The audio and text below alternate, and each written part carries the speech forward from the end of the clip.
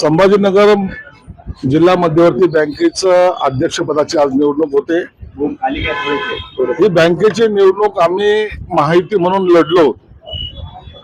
त्याच्यामध्ये शिवसेनेचे 9, भाजपचे 7, राष्ट्रवादीचे 2 असा आमचा बहुमताचा आकडा आम्ही गाठलेला आहे।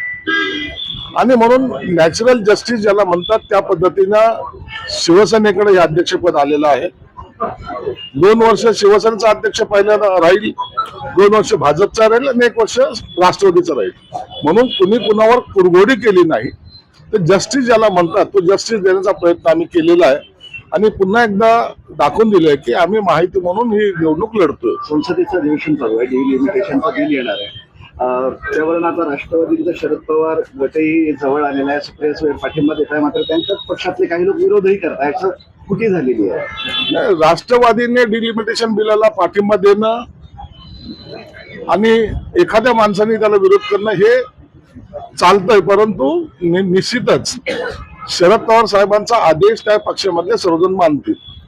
डिलिमिटेशनचं बिल हे सर्वांसाठी महत्वाचं आहे, याची जाणीव राष्ट्रवादीच नव्हे तर उबाटाच्या लोकांना झालेली आहे, इतर लोकांना झालेली आहे। म्हणून आता हे बिल चांगल्या पद्धतीने बहुमताने हे पास या लोकसभेमध्ये होईल याबद्दल तर शंका राहिलेली नाही।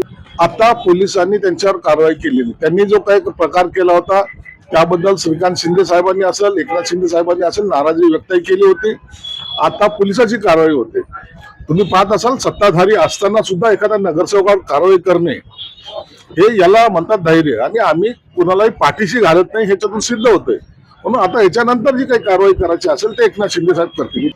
विद्यार्थ्यांचं आंदोलन हे शांततेच्या मार्गाने चालू होतं आणि तिथे सुद्धा आमचे जे उपोषणाला बसले त्यांची तब्येत खालवल्यामुळे हायकोर्टाने जे काही डायरेक्शन दिले त्यानुसार त्यांच्यावर आता वैद्यकीय उपचार सुरू आहेत।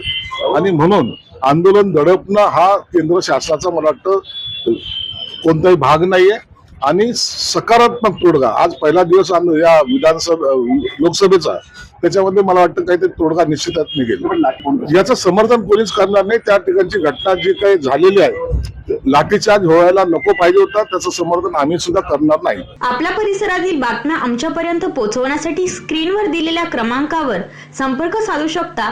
दूरध्वनी क्रमांक 8652414343।